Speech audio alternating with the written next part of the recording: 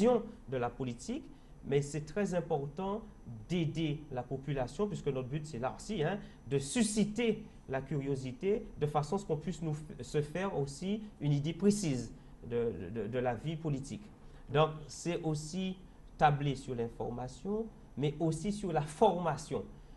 Je mettrai en place, puisqu'on va parler de choses concrètes, une maison que nous allons appeler la maison de l'espoir. La maison de l'espoir sera un lieu de vie où les jeunes seront là pour apprendre, s'informer. Nous allons apprendre quoi? Apprendre un métier, s'informer, avoir les informations qu'ils ont besoin par rapport au projet qu'ils veulent mettre en place.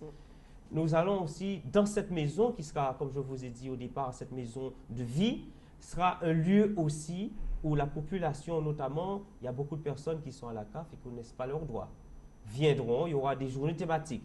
Au niveau des impôts que je représente, souvent la population est en grande difficulté parce que simplement, elle a mal rempli un imprimé. Alors justement, comment ferez-vous, si vous êtes élu, comment ferez-vous pour rentrer ici, travailler en semaine, repartir à Marie-Galante et assurer votre fonction de maire? Alors, comme je vous dis, tout doit être planifié. J'ai déjà vu avec mes responsables là, au niveau des impôts, dès 2014, je me mettrai en dispo. On appelle ça en disposition pour l'instant, de façon à pouvoir assumer et m'implanter directement à Marie-Galante. Donc, j'habiterai Marie-Galante, je vivrai à Marie-Galante. Pas question, à faire comme ce qui se passait, d'avoir juste une représentativité où on est absent, on laisse faire le travail par ceux qui ont la délégation. Je veux être vraiment au cœur de l'action, au cœur des actions à mener pour toute la population. Donc, je viens en termes de travail. C'est uniquement ça.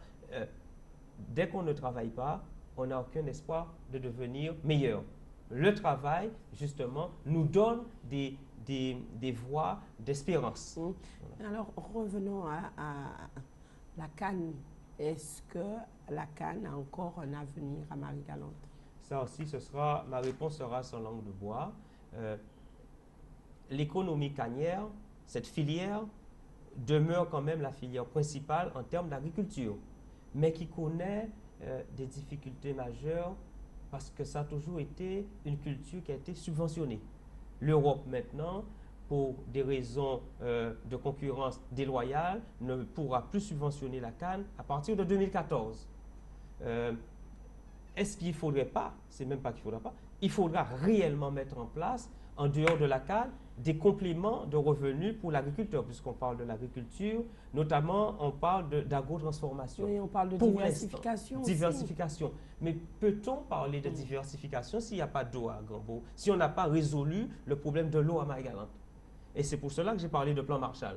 À partir de ça, les maraîchers pourront avoir une culture plus agréable parce que sur une courte durée, nous avons beaucoup d'eau sur Marie-Galante, tout comme les autres îles. Nous avons un climat qui est vraiment perturbé.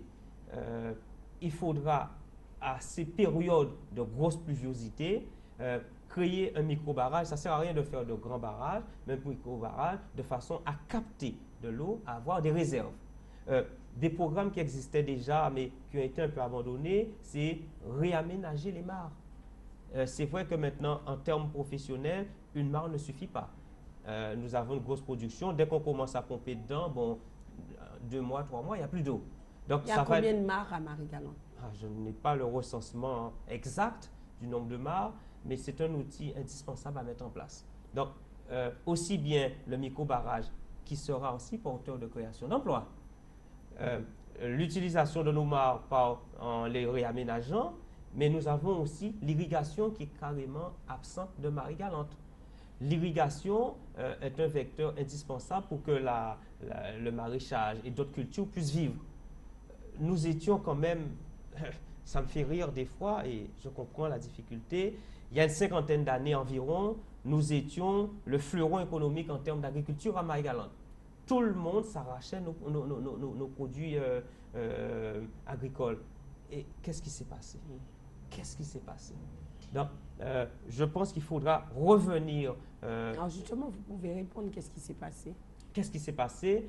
Tout simplement, problème de l'eau aussi.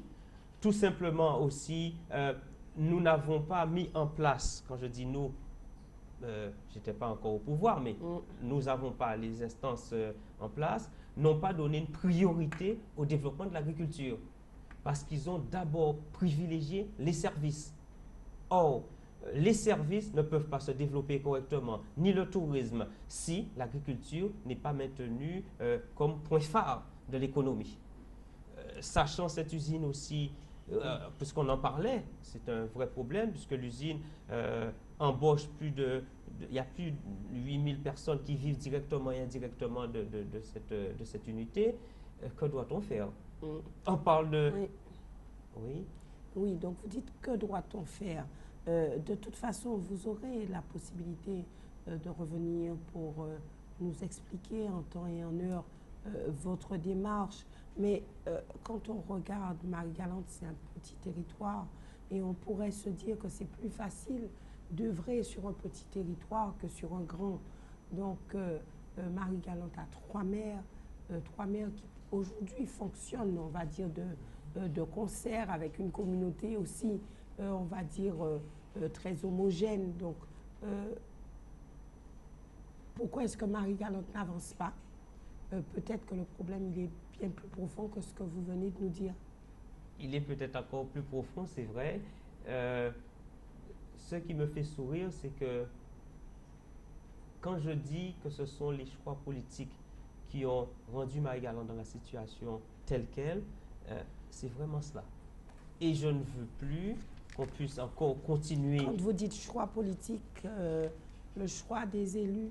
Ah oui, choix politique, choix des élus. On parle au niveau de l'eau, on n'a jamais mis en place les structures pour l'eau. Par contre, vous allez entendre parler de conventions, toutes sortes de conventions mises en place, mais ce sont des conventions qui ne demeurent que creuses, puisque derrière, il n'y a pas l'action.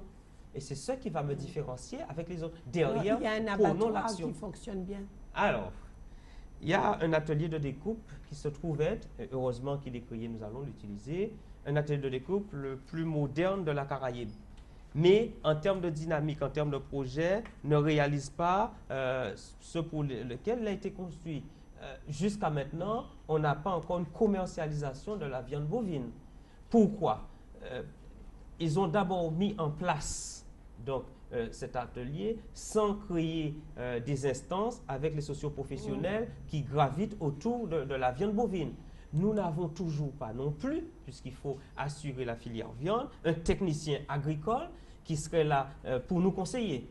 C'est vrai que la Chambre d'agriculture, financièrement, ne peut plus mettre en place cette structure. Est-ce qu'on ne devrait pas prendre ça en charge? Alors, il va falloir être imaginatif. Nous sommes arrivés au terme de cette émission. Vous sentez-vous capable d'avoir des idées, puisque vous parlez de jeunesse, de nouveautés? Donc, êtes-vous capable d'avoir des idées neuves pour contrer, je vais dire, les élus en place? Je vais vous... Avant de répondre, rapidement, je ne suis pas là pour contrer les élus en place, puisque je suis là dans une démarche de paix, dans une démarche de réconciliation. Faisons avec tout le monde, travaillons avec tout le monde et trouvons les solutions innovantes. Que j'en ai, que je commence à en mettre, que nous avons déjà chiffré. Lors d'une émission prochaine, on sera peut-être plus amené à vous parler déjà de nos projets et des différentes tendances que nous allons mettre en place avec l'équipe. C'est pas trop tôt pour dévoiler vos projets? Là, c'est déjà, j'explique que je suis candidat. L'émission, c'était ça, me faire connaître en tant que candidat. La prochaine élection, le prochain rendez-vous qui va arriver sera un rendez-vous plutôt de techniciens. Nous allons expliquer vraiment, pas à pas, ce que nous allons faire et c'est planifié sur quelques années aussi. Merci Daniel Simon d'être venu sur ce plateau. Merci aussi à vous, téléspectateurs, de nous avoir suivis. Nous nous retrouvons demain avec un autre invité politique. Excellente fin de journée à tous. Merci Madame Boissé et le bonjour à tous les grands bourgeois. Merci.